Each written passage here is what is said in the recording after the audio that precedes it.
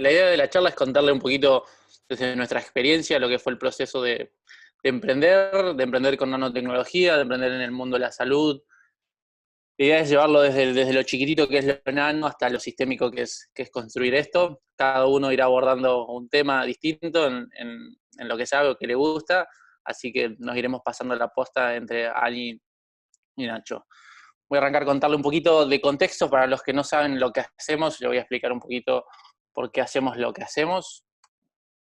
Para los que no saben, la diabetes es la principal causa de amputaciones no traumáticas en todo el mundo y se debe por múltiples factores, pero uno de los principales es que las personas no sienten lo que les pasa en los pies, entonces se lesionan y esto es muy difícil de detectar porque los pacientes no se dan cuenta y para los médicos también es súper difícil detectar esas lesiones a tiempo. Típicamente se detectan tarde. Y para eso, en Evers desarrollamos plantillas inteligentes que, mediante sensores de presión, permiten estudiar las presiones plantares, que son uno de los principales factores de riesgo que generan estas úlceras. Entonces, con estas plantillas y una aplicación en el celular, permiten estudiar el comportamiento de la pisada de los pacientes, para esa forma darle una herramienta al médico para detección más temprana, para hacer seguimientos y para poder evitar llegar a la lesión. Lo que nosotros buscamos hacer es prevenir la lesión, poder darle tanto al médico como al paciente una herramienta diagnóstico y preventiva para esa lesión. Pero bueno, si hacemos un poquito vamos para atrás y tratamos de ir desde el componente más inicial que forma esta plantilla, nos vamos a ir a entender un poquito de lo nano. ¿Y dónde está lo nano aplicado en esta plantilla? Está dentro del circuito que forma esa plantilla flexible. Entonces vamos a ir desde la ciencia a la ciencia aplicada. Las tintas de nanopartículas de plata son tintas que están cada vez siéndose más utilizadas dentro de la industria y dentro de la ciencia, tienen particularidades muy especiales frente a lo que existía actualmente. Las tintas nanopartículas típicamente vienen dentro de un frasquito, en un líquido, ¿sí? Son bolitas muy chiquititas, del orden de unos pocos nanómetros, que si ven acá en la imagen a la derecha, lo que podrán ver es que típicamente una tinta de nanopartículas de plata tiene tres eslabones esenciales. Una es la partícula en sí de la tinta de nanopartícula, tiene un polímero estabilizante que permite que estas partículas no se adhieran entre sí, es decir, si nosotros tenemos las tintas y las tenemos todas pegadas, las bolitas, no nos va a servir para nada, entonces viene con un polímero estabilizante, y después nosotros necesitamos un agente que lo sinterice y que lo una, y que forme esta red de partículas, que nos forme una tinta, una pista, que nos sirva como un conductor. Las tintas nanopartículas de plata hoy en día se usan para diferentes aplicaciones, por ejemplo, para diagnóstico, para diagnosticar ciertas enfermedades, en lugares antibacteriales, se depositan en telas, en zapatillas o en diferentes materiales porque tienen propiedades antibacteriales, como herramientas conductivas, como es el caso de nosotros lo utilizamos como cables para sustratos flexibles, y en herramientas ópticas dentro de microscopios, por ejemplo. Una de las principales ventajas que tiene la nanopartícula es que son muy reactivas, es decir, entran en reacción de forma muy rápida y necesitamos poca energía para hacerlas funcionales. Es decir, con poquita energía, con poca temperatura, nosotros podemos tener una tinta que esté funcionando y eso nos permite imprimir sobre plástico, sobre vidrio, sobre un montón de materiales que antes no se podían. Pero bueno, a estas tintas hay que depositarlas, obviamente, es decir, tenemos que lograr formar esa pista o ese cable, y existen diferentes procesos. Nosotros utilizamos, al menos en el prototipado dentro de la Fundación de Nanotecnología, lo que se denomina la tecnología inkjet, que es muy parecida a las típicas inkjet que tenemos dentro de una impresora HP, por ejemplo, y el proceso tiene tres etapas básicamente. Una es imprimir con esa impresora sobre ese material que querramos imprimir. El segundo es dejarla secar para que se evapore ese sustrato, ese solvente en donde estaba la nanopartícula, y después sinterizarlo. Las tintas nanopartículas se sinterizan con rayos infrarrojos. Como pueden ver entre la imagen A, B y C, la partícula pasa de ser un copito a ser cada vez más unida y a crecer. Entonces eso se forma una red que permite que el material conduzca y funcione como un cable prácticamente. Acá pueden ver de vuelta el proceso, como van a ver que pasa desde la etapa inicial, que son un par de bolitas que están prácticamente aisladas y separadas, que conducen muy poquito, directamente no conducen, hasta la etapa que conducen mucho, y ahí van a ver de vuelta acá arriba, como es la parte de que están separadas, y a medida que las sinterizamos se van uniendo. Este es el principio físico por el cual se imprime. Tenemos un cabezal por donde sale la gotita, tiene un pulso piezoeléctrico que va regulando la cantidad de gotitas, la distancia entre las gotitas. Esto funciona muy parecido a una impresora 3D con dos cabezales, uno que se mueve en el sentido X y otro que se mueve en el sentido Y, y con eso le damos la forma a la impresión que queremos. ¿Para qué nos sirve? Una de las grandes aplicaciones que tienen las tintas de nanopartículas es que nos permiten imprimir sobre sustratos flexibles, es decir, sobre una filmina o sobre muchos materiales que luego se pueden usar en situaciones poco convencionales, como es dentro del cuerpo humano. El cuerpo humano, al ser algo orgánico, tiende formas no rectas, entonces está bueno porque sirve para hacer plantillas, para hacer parches, para hacer diferentes tecnologías. Acá hay algunos ejemplos de tecnologías que están usando tintas de nanopartículas. Por ejemplo, esto es un holter dinámico que permite estudiar la frecuencia cardíaca y tiene los electrodos hechos con tintas de nanopartículas. Acá tenemos un electrocardiógrafo que permite hacer monitoreo de signos vitales de forma mucho más intensiva, también hechos con cables hechos con tintas de nanopartículas de plata, y una media que mide la presión también, que utiliza también vías de tintas de nanopartículas de plata. Entonces, una de las grandes aplicaciones que tienen las tintas de nanopartículas de plata es hacer circuitos flexibles. Nos permite esa ventaja que hace un par de años era prácticamente imposible. Hoy nos permite prototipar y diseñar circuitos muy divertidos. Ahora les voy a contar el caso puntual, yendo un poquito más hacia lo que nosotros hacemos de los circuitos flexibles de fuerza. Como les mencioné antes, nuestra plantilla lo que tienen la capacidad es de medir la presión plantar, es decir, mide en diferentes puntos cómo la persona está pisando para esa forma determinar si hay un riesgo o no, es decir, si hay una presión elevada. Estos sensores están compuestos por 3 capas típicamente, a grandes rasgos, en realidad tienen como 10 capas, pero las 3 esenciales son una capa conductiva, que se hace con tintas de nanopartículas de plata, que es la que pueden ver acá a la izquierda, en donde tiene diferentes trazados, un espaciador, ¿sí?, que le da una distancia, y un material que tiene una propiedad conductiva especial que a medida que lo presionamos cambia su resistividad, es decir, varía sus propiedades resistivas y nos permiten estudiar si hay una presión baja, media o alta, dentro de un rango obviamente de necesidad.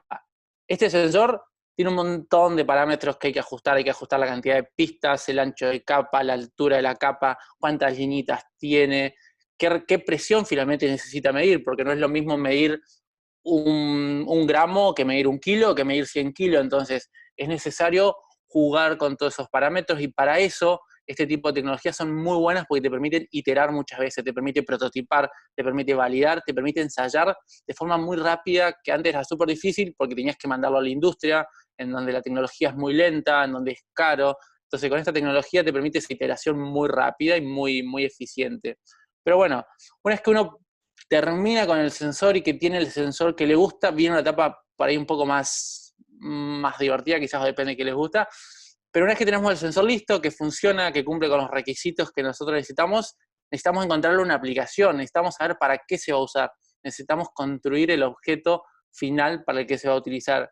Y una vez que construimos este objeto final, lo que hace falta es poder escalarlo, poder llevarlo a un tamaño en el cual ya no sea una idea, ya no sea un sensor, sino que sea un producto que a su vez es escalable, es repetible, y acá viene un desafío mucho o súper más grande que lo va a abordar Anita.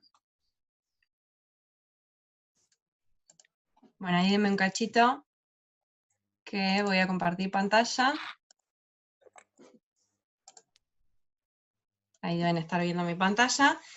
Y lo que yo les voy a estar contando es cómo pasamos de esto que les cuenta Facu, que es la aplicación de estos principios, a lograr tener un producto, en principio un prototipo, un producto, pero para llegar a un producto luego final, que pueda ser comercializado, que le sirva a los usuarios, que cumpla con todas las necesidades que tiene que cumplir, ¿no? Y para esto lo que hacemos es valernos de diferentes formas de prototipar las partes del producto que vamos a concretar luego. Esperen que... Ahí está. Si ustedes ven esto, esta es la plantilla Evers, como les mostraba Facu en una de las primeras imágenes, y podemos entender que es como el producto cerrado, terminado, pero adentro tiene todo esto que es lo que les iba comentando Facu antes, los sensores, que son la parte funcional, y de hecho tiene muchas más partes.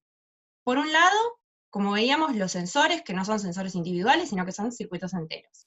Por otro lado, esto para que se convierta en un producto tiene que estar cubierto, protegido por estas coberturas. Yo no sé si ven mi manito, pero yo voy señalando con la manito ahí, que es lo que ven ahí ya concretado, prototipado. Por otro lado, la electrónica rígida, que es el cerebro, digamos, de este producto, que es el transmisor que se conecta mediante Bluetooth con la aplicación que controla estas plantillas, y siempre que tenemos algún producto de electrónica rígida, tenemos que protegerlo del ambiente, del polvo, de la humedad, por lo tanto vamos a necesitar carcasear este producto. Bien, y lo que le vamos a empezar a intentar contar ahora son desafíos en el prototipado de estas distintas tecnologías, que cada uno tiene los suyos. Por empezar, en las capas estas de sensores, el primer desafío fue encontrar que funcionalmente se comportaran como uno necesitaba, para que sensen el peso de la persona, tienen que tener distintas separaciones entre estas liñitas, como les contaba Facu, distintos diámetros. Luego pasamos a todo esto armar un circuito entero con las dificultades que trae, ya son otros tamaños, y empezar a encontrar también proveedores que pudieran entender lo que uno quería hacer, porque, digamos, es algo innovador, que muchos no habían pasado por esto. Entonces, hay que convencer a la persona de que esto es posible. Si bien manejan algo de la tecnología, nosotros, entendiendo todos los pasos de la tecnología, les podemos pedir que expandan un poco sus capacidades para lograr hacer un producto de este estilo. Con la complejidad que tiene, que ustedes ven acá, son un montón de capitas de impresión, de capitas de material, que forman este sándwich que termina siendo el sensor.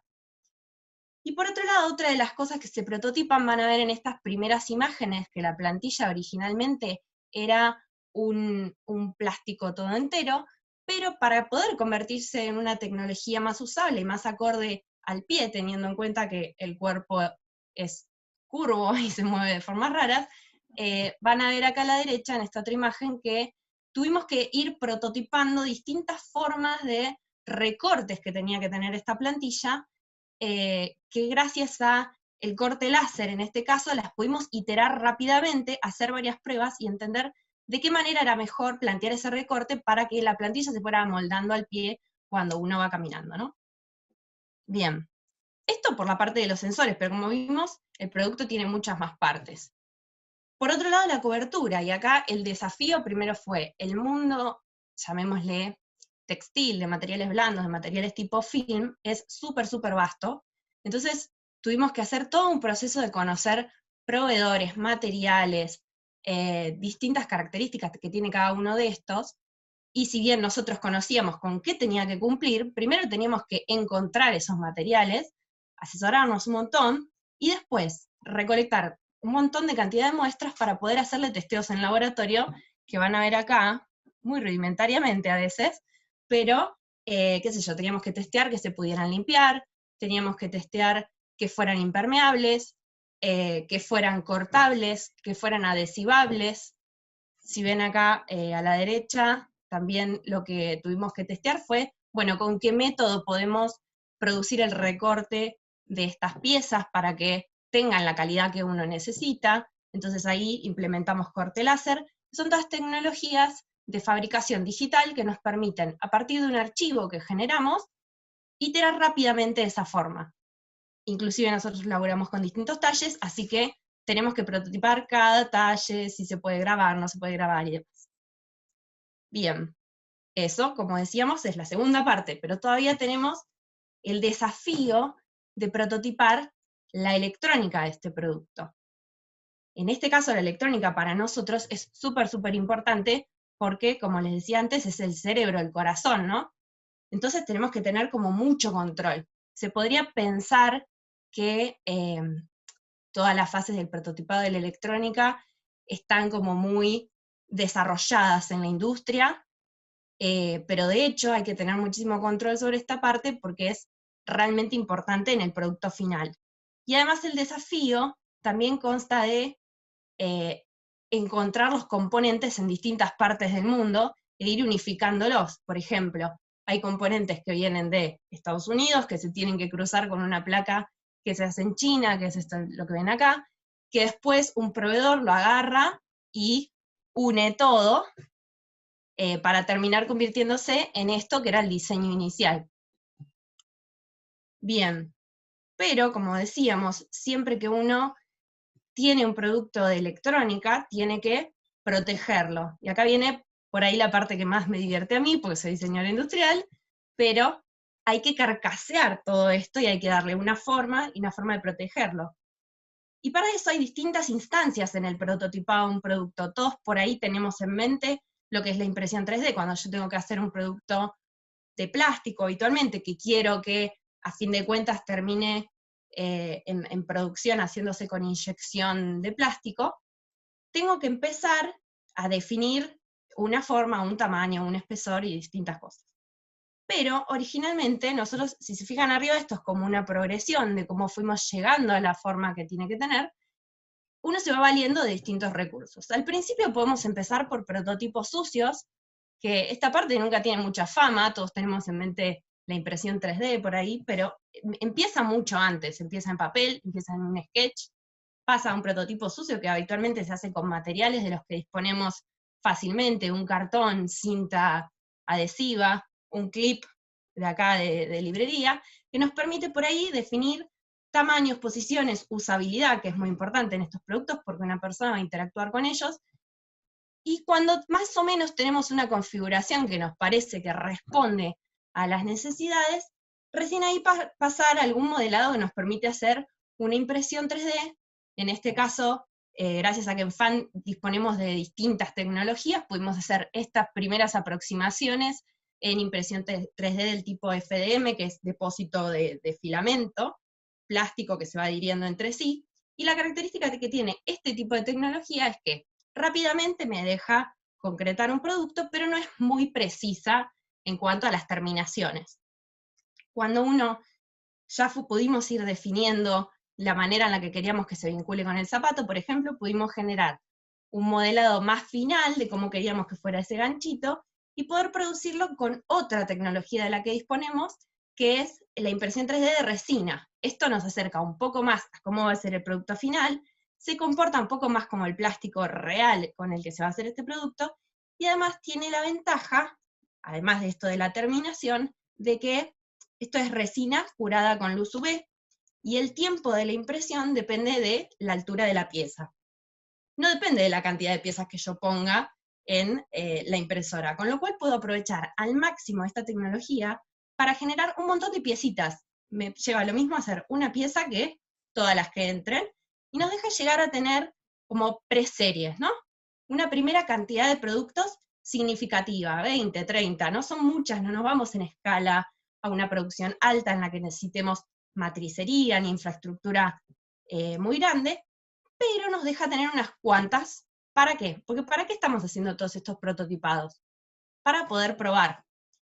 Nosotros prototipamos para respondernos preguntas sobre el producto que nos dejen avanzar en el desarrollo, pero también muchas de estas preguntas tienen que ver con la usabilidad, con ¿a mi usuario le sirve?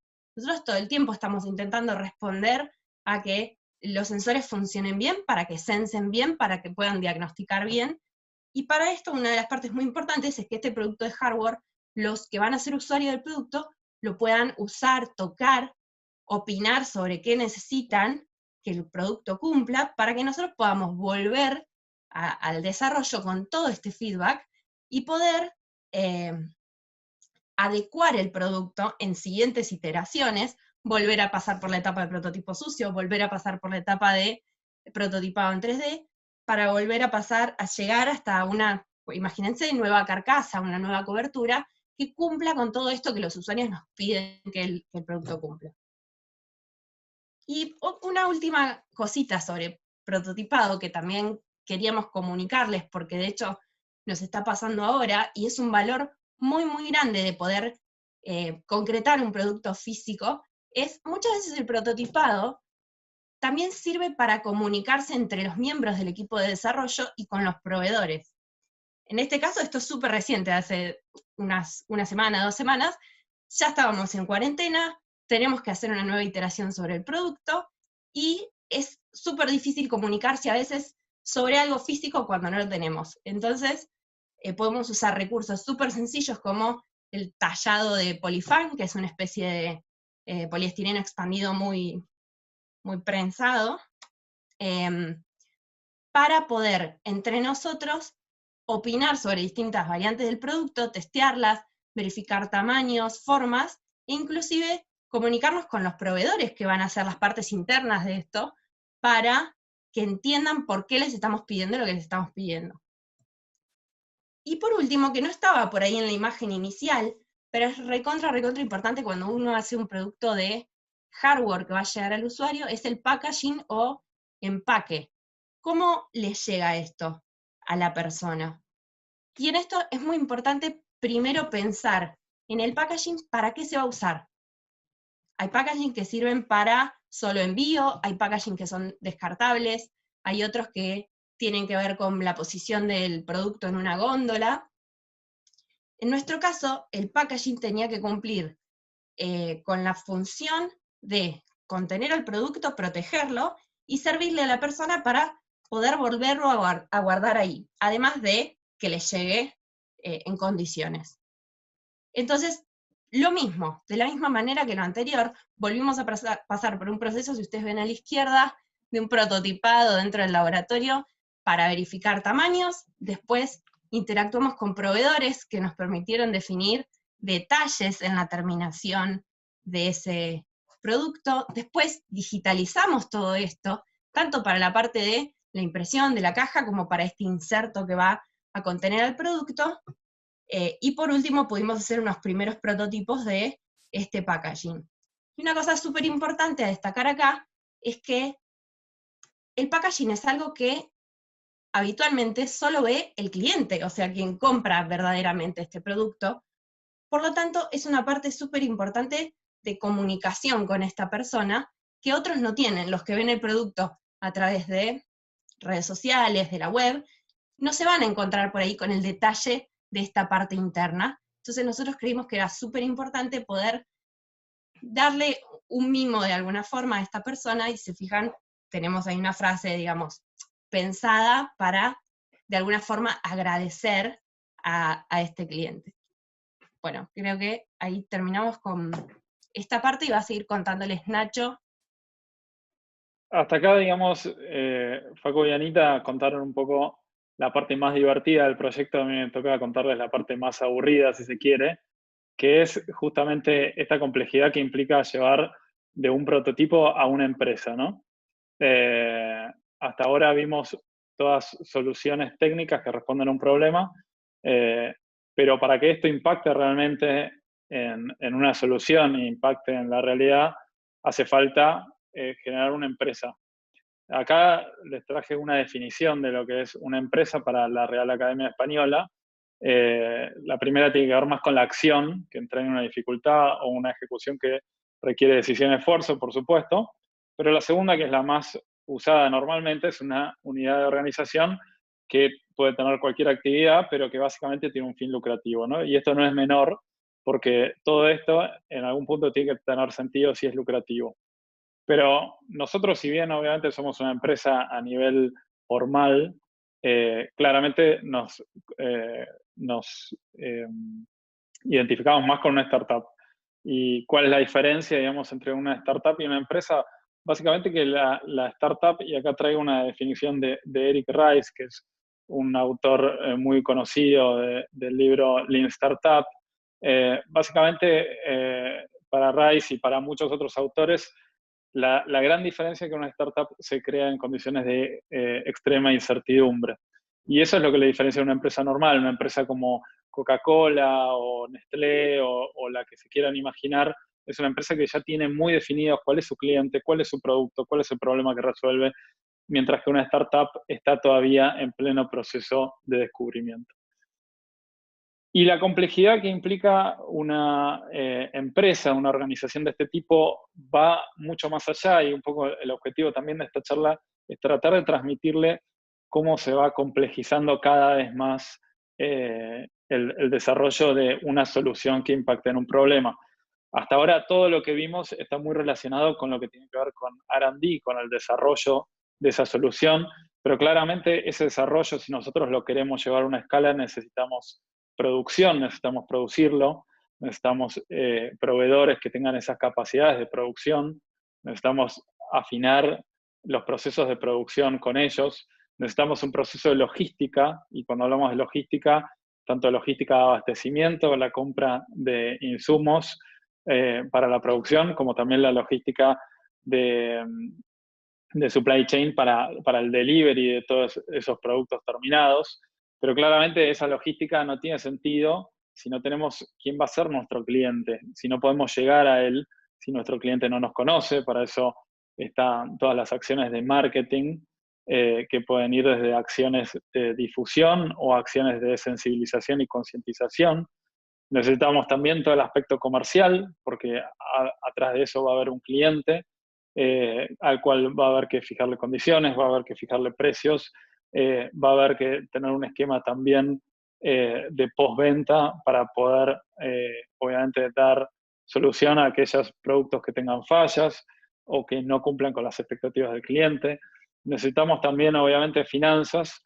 Después vamos a ver, Facu les va a hacer un doble clic en este punto en particular, pero obviamente para que todo esto funcione hace falta de recursos económicos. Necesitamos administración porque necesitamos cumplir con requisitos legales, con requisitos impositivos.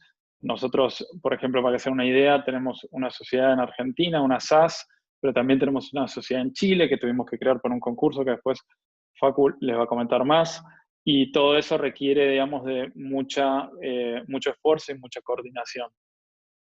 Para darles un ejemplo muy sencillo, pero muy concreto, una de las cosas que nosotros tenemos que hacer sí o sí, digamos, una vez que tengamos este prototipo, para llegar a nuestro cliente final, que es un cliente médico, es pasar una serie de regulaciones. En el caso de Argentina, esto está regulado por la ANMAT, seguramente muchos de ustedes lo conocen, pero hay otras entidades como FDA o Anvisa en Brasil, que son entidades que regulan todo esto. Y obviamente que no basta solo con el prototipo para cumplir estas regulaciones, sino también necesitamos, en un caso concreto de ANMAT, necesitamos realizar ensayos. Esos ensayos necesitamos, digamos, coordinarlos desde el área de administración, pero también necesitamos tener todos los disclaimers legales para estar protegidos de que ese producto, por un lado, no dañe a nadie, pero por otro lado, que eso esté bien comunicado y que no haya ningún problema a futuro.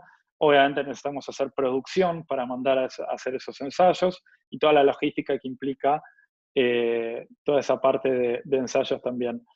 Con lo cual acá ven como en un caso concreto, en un proyecto concreto como es el de la regulación médica y el de obtener las certificaciones, intervienen muchas áreas.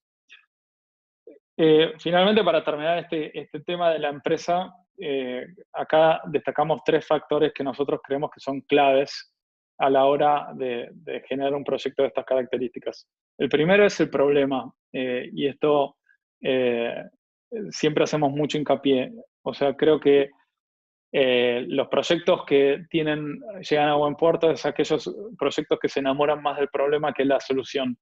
Y aunque nos duela un montón, todos en Evers estamos comprometidos con el problema a tal punto que si tuviéramos que tirar por la borda todas las slides que venimos mencionando desde que empezó Facu la conversación, hablando de tintas de nanopartículas de plata, pasando por el prototipado, si tuviéramos que tirar todo eso a la borda porque encontramos que la solución al problema pasa por otro lado, nos dolería mucho en el alma porque son muchos años y mucho tiempo de desarrollo, pero estaríamos dispuestos a hacerlo porque consideramos que tenemos la flexibilidad como para pivotear todo lo posible para resolver el problema que tiene que ver con eso que Facu les contó en la slide número 3. El siguiente factor clave que creemos para el desarrollo de este tipo de proyectos es el equipo.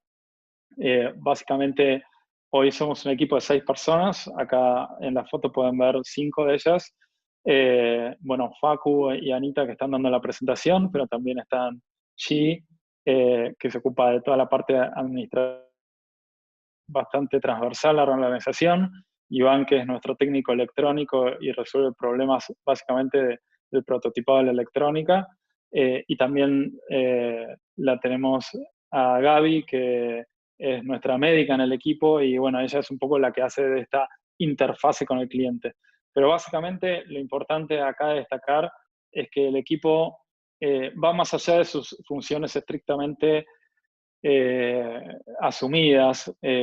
Todos en el equipo tenemos un espíritu de colaboración permanente y creo que ninguno de nosotros, si bien tenemos algunas funciones claves que atañen a cada uno, todos colaboramos en todas las funciones y el compromiso va más allá de un compromiso estrictamente laboral del que podría haber en una empresa normal. Y esto creo que es clave y eso se logra básicamente con un propósito, ¿no? Y este es el cierre, digamos, de esta sección que personalmente, y creo que todos en el equipo estamos de acuerdo que esto es imposible si no tenemos un propósito claro. O sea, acá una empresa, como decíamos antes, la definición es que tiene que estar en fines de lucro. Eso está perfecto, pero está perfecto para que sea sustentable, pero nosotros creemos en algo mucho más, digamos, muy superador a esa definición, que tiene que ver con impactar realmente en un problema, ¿no? Como decíamos antes. Impactar es transformar, es generar un cambio positivo en la sociedad, y ese espíritu, si bien hoy lo estamos abordando con este problema puntual, es inherente a todo el equipo y a la cultura de Everse. Bueno, como les decía, la empresa, digamos, no es una entidad que funcione aislada de un ecosistema, y sería imposible que todo esto funcione si no hubiera un ecosistema que acompañe. En este caso, digamos, para ilustrar lo que implica el ecosistema, trajimos el famoso Canvas o modelo de negocios, que es una herramienta que justamente nos sirve para visualizar el modelo de negocios, donde acá podemos ver que además de la empresa y de nuestra propuesta de valor, necesitamos relaciones con los clientes, necesitamos canales de distribución, necesitamos recursos, necesitamos alianzas estratégicas y para que Everse hoy sea una realidad y funcione, por ejemplo, necesitamos de una institución como la Fundación Argentina de Nanotecnología, que es donde estamos incubados, donde físicamente estamos. Ahora por razones de COVID obviamente no podemos estar físicamente ahí, pero una incubadora como la FAN te permite tener acceso a recursos compartidos, como son las impresoras de impresión 3D, con las cuales hacemos las carcasas que mostró Anita previamente. También hacer hacer uso obviamente de salas, de espacios colaborativos, pero también de electrónica. También dentro del mismo predio de la UNSAM tenemos el Centro Asistencial Universitario, que es el CAU, que es un centro que se dedica justamente a lo que tiene que ver con el estudio de la biomecánica y la marcha, con lo cual ellos son una contraparte fundamental para mejorar nuestro producto. También estamos incubados en ERETS, que es una incubadora del Hospital Albert Einstein en Brasil. El que ven acá es el VP de innovación de Albert Einstein, y con ellos estamos llevando adelante también ensayos clínicos. Y también con la Universidad de San Pablo hay un equipo dentro de la Universidad de San Pablo que hace estudio de marcha y de biomecánica muy enfocado en el pie, y también tienen unas plantillas similares a las nuestras que son mucho más costosas y se usan para estudios muy específicos y que nos sirven también para contrastar nuestros productos con los que existen ya en el mercado. Y bueno, como los pueden ver acá también, ellos están muy felices de haber entablado esta alianza. Finalmente, bueno, dejo parte de lo que es el ecosistema, también tiene que ver con el financiamiento, que es clave, y acá involucran otras instituciones que Facu les va a hablar mejor. Excelente, buenísimo, Nacho, fantástico, estuvo buenísimo. Ahora, sin duda que todo esto es súper importante, pero finalmente es necesario entender cómo hacemos para que esto sea sustentable y para que esto realmente impacte en quienes los necesitan. Entonces, las ideas están buenísimas y como Nacho recalcó, lo importante es tener una solución que realmente, un problema al que realmente podamos dar una solución. Entonces, lo que voy a hacer yo es tratar de contarle un poquito qué herramientas hay para financiar ese tipo de tecnologías, qué herramientas existen en Argentina y en el mundo como para poder desarrollar este tipo de tecnología, porque vi que algunos estaban consultando justamente. ¿Por qué es importante, en primer lugar, buscar financiamiento para este tipo de proyectos? En primer lugar, porque típicamente necesitamos un periodo bastante largo para poder desarrollarlo. No es algo que podamos, como decía Nacho, producir y vender, porque es un proceso mucho más iterativo, mucho más largo de búsqueda de clientes, desarrollo de producto, prototipar. Es necesario formar equipos y equipos con muy altas capacidades, porque hay desafíos en todos los aspectos, desafíos tecnológicos, desafíos en los administrativos, hay que coordinar desde etapas muy tempranas, hay que estar coordinando logística de 2 países, de 3 países, como son soluciones que impactan en todo el mundo, típicamente en estadios muy tempranos las empresas se expanden y eso requiere de gente que tenga mucha capacidad para desarrollarlo. Es necesario probar, iterar, probar, como vieron, hay iteración desde el sensor hasta los proveedores, hasta en el modelo de negocio, y todo eso lleva costos y lleva tiempo sobre todo. Y otra ventaja que permite la inversión es que te acelera los procesos, te permite hacer cosas a la vez, te permite concentrarte en actividades que de otra forma sería súper difícil para un equipo poder focalizarse a largo plazo. Entonces la inversión es súper importante para los proyectos, para las empresas que son científico-tecnológicas. Es súper importante. ¿Y qué herramientas tenemos? Típicamente las startups o las empresas que nosotros conocemos, Facebook, aplicaciones en el celular o muchas, tienen esta forma de invertir. Tenemos la etapa de idea, la etapa en donde se juntan 2 o 3 personas a desarrollar. Los primeros inversores se denominan los family and friends, que son los amigos y la familia. También dentro de la jerga se dice family, friends and fools, que es amigos, familia y tontos. Después la etapa de seed, series A, hay diferentes etapas que van creciendo en función de las necesidades. Pero antes que estas etapas, para empresas del estilo tecnológicas, innovadoras, que son con muchísimo riesgo, porque estas empresas tienen muchísimo riesgo de fracasar finalmente porque están recién comenzando, hay otras herramientas que están más fácil o permiten a estadios más tempranos desarrollarse. Por ejemplo, concursos. Existen concursos para emprendedores que permiten financiar, que pueden ser argentinos, pueden ser en todo el mundo. Estos son algunos concursos que nosotros ganamos. El primero es un concurso Santander Río que ganamos en su momento. Después fuimos acelerados por Startup Chile. Startup Chile es una aceleradora de empresa que justamente busca proyectos en estadios tempranos o con prototipos existentes que busquen desarrollar o implementar su producto. Y después fuimos invertidos también por una organización que se llama Expo 2020 en Dubái, que nos permitió hacer un desarrollo mucho más intensivo del producto.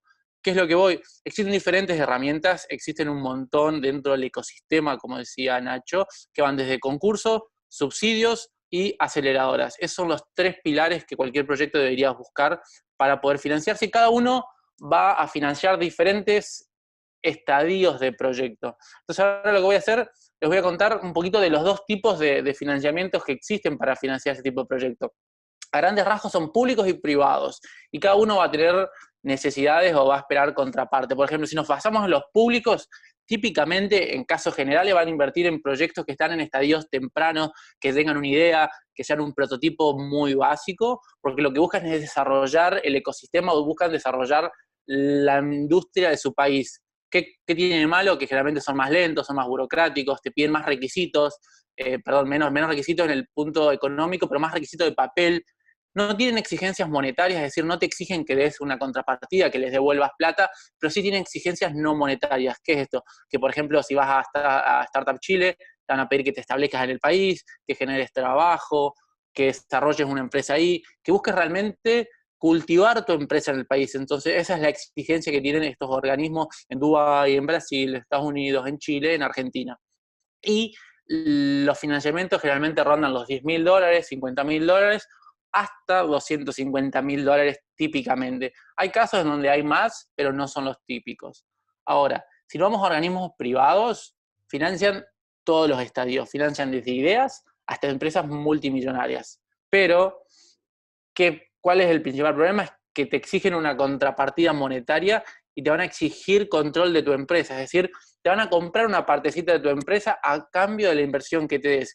Y a medida que vos seas una empresa más temprana, es decir, estés en una etapa de recién idea o recién un prototipo, te van a dar menos plata y te van a sacar un porcentaje más grande de tu empresa. Pero pueden invertir $50.000, $250.000, 1 millón, 25 millones, 100 millones. No hay límite para un inversor privado, pero obviamente va a depender del estadio y de un montón de cosas. Entonces, lo típico para este tipo de proyectos que son tecnológicos y necesitan mucha inversión es que primero vayan por toda una etapa de organismo público, ¿sí? Que busquen financiar la primera etapa, donde hay más riesgo, donde busquen validar, conceptualizar esa idea. Y cuando ya sea una empresa que esté funcionando, que tenga un par de ventas, que tenga validaciones clínicas en nuestro caso, pasamos a organismos privados que nos aceleren este proceso, ya que la cantidad de dinero va a ser más intensiva. ¿Cuáles son los requisitos típicos que van a evaluar, ya sea tanto público como privado? En general son bastante similares. Lo primero que se mira es el equipo. Es lo esencial que te van a mirar, es quién está detrás de esta idea, quién está detrás de esta empresa, porque finalmente podemos tener la mejor idea, podemos tener lo mejor, pero si no hay personas comprometidas realmente con esta solución, va a ser muy difícil que alguien invierta, ya sea público o privado. Acá me faltan personas del equipo, me falta G y me falta Gaby, así que si me están viendo les pido perdón, era una slide vieja. Y después hace falta mentores, personas que sean especialistas en la industria, que dominen, que no tienen tiempo para estar trabajando con nosotros, porque son personas con mucha experiencia, con mucha capacidad, con muchos años de trayectoria, pero tienen la capacidad de darte un consejo, de decirte es por acá, es mejor que vayas por acá, y eso está muy bien visto dentro del ecosistema porque son personas que finalmente te ayudan a que ese camino que tiene tanta incertidumbre baje un poquito y sea más simple. En segundo, que haya un problema real. Es súper importante que haya un problema y una necesidad social o de cualquier tipo, pero que haya una necesidad, es decir, que alguien realmente esté sufriendo por este problema. Entonces es muy importante que tengamos claro cuál es el problema que queremos solucionar. Después, ¿cuál es la evidencia? ¿Cuál es el track record que tiene tu empresa? Una cosa es tener una idea, una cosa es tener un prototipo, otra cosa es tener una escala. Si vos estás buscando $1 millón, ¿por qué estás buscando $1 millón? ¿Qué hiciste hasta el momento?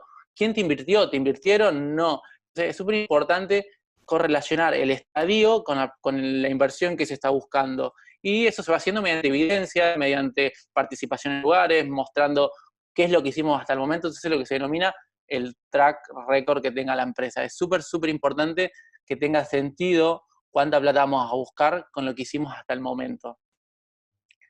Y por último, quizás es la innovación. La innovación es súper importante, pero dentro de los requisitos que se evalúan a la hora de buscar un proyecto es quizás lo último que se mira. La innovación existe un montón, existen empresas que hacen lo mismo, existe Coca, existe Pepsi, existe Facebook, existe Instagram. Lo importante es entender si realmente hay alguien que lo necesita, si hay un equipo de personas que tengan la capacidad de llevarlo a cabo, y si ese equipo se complementa bien y ha hecho cosas con la capacidad de llevarlo a cabo. Entonces la innovación es súper importante, pero dentro de las evaluaciones casi lo último que cualquier persona que está evaluando del otro lado es lo que va a mirar. Es un detalle prácticamente. Lo que se busca es las personas y qué tenemos hecho. Con eso, el mensaje que quiero dejar y que queremos remarcar con esta charla, todas las personas que vimos, es que primero es el problema, luego la solución. Típicamente los que venimos de áreas técnicas, los que somos ingenieros, los que nos gusta la innovación, los que somos diseñadores, lo que nos gusta es la solución, porque nos gusta la tecnología, nos gusta crear, nos gusta creo una plantilla y después la uso, hago nanotecnología y después le aplico algo. Pero la realidad es que el proceso es al revés. Uno encuentra una problemática, uno encuentra una necesidad y ve cómo puede solucionarla, qué herramientas tiene. Entonces, como dijo Nacho, nosotros tenemos la capacidad, si se propusiera, de cambiar nuestra plantilla, de hacer una media, de hacer una plataforma, o lo que hiciera falta, si realmente no estamos solucionando a un problema real. Entonces, cuando vayan a empezar algo, cuando vayan a querer crear algo, primero enfóquense en el problema y de ahí van a tener la posibilidad de encontrarle miles de soluciones.